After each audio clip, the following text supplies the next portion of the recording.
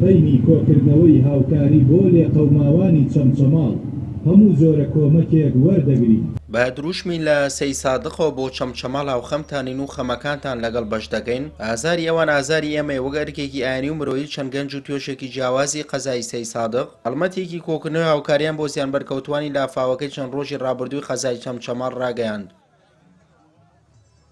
دۆخێکی سەختی زۆر خراپدان بۆیە پێویستە کە بە زووترین کات بە دەمیانەوە بڕۆین و داوا لە خەڵکی شارە خۆشەویستەکەمانەکەین و خەڵکی خێرمەندی ئەم شارە و هەر موسڵمانێکی کە لە هەر شار و شارۆچکەیەکی کوردستان هەیە بچین بەدەم هانای ئەو خەڵکە بەڕێزەوە داواکارین خوای گەورە ئەوەی کە بە بەخشینی بچووکترین شت تا گەورەترین شت کۆمەک و هاوکاری شاری چەمچەماڵە خوای گەورە خێر و پاداشتیان بگا. باز بۆخوا هاوکاریەکی مادی باشمان بەدەست گەیشتووە، پیتاک و خۆراک و جلوبەرگ و گەرمکەرەوەیەکی باشمان بەدەست گەیشتووە. ئێمە ئەمڕۆ وەکو ژمارەیەک چالاکی مەدەنی و دڵسۆزی قەزای سەی سادق هەستاوین بە دروستکردنی کەمپینێک بۆ لێقەوماوانی شاری چەمچەماڵ. ئەلحەمدولیلا تا ئێستا هاوکارێکی زۆر باش لە مادی لە پێداویستی جلوبەرێک، فەرش، کومبار، بەتانی، دۆشک، خواردن و ئەزراق بە هەموو شێوەیەک هاتووە.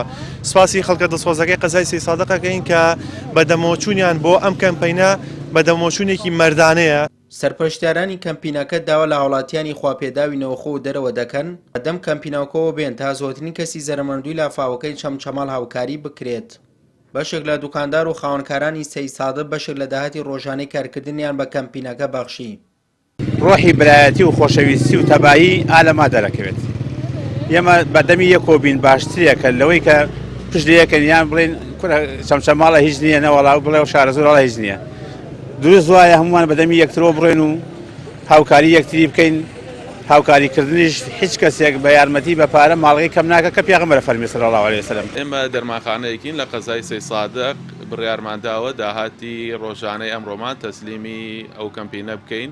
هیوادارم هەموو نۆرینگە و هەموو دەرمانخانەکان و تر و هەموو دوکاندارەکانی دریش ئەوەی کە توانای هەیە هاوکاریان بکات بتوانێت بەشێک لەوەی کە دەستی یەکەوێت تەسلیمی بکات لەبەرەوەی ئەوانیش بۆ مناڵ هەم بۆ پیری تایە هەم پەککەوتەی تایە هەم هەیە ماڵ هەیە هیچی بۆ دەرنەچووە بۆی بتوانێت هاوکارێکیان بکا و بژێوەیەکی بتوانێت هەڵسێتەوە سەر پێ و شتێک بۆ خۆی دابین بکات.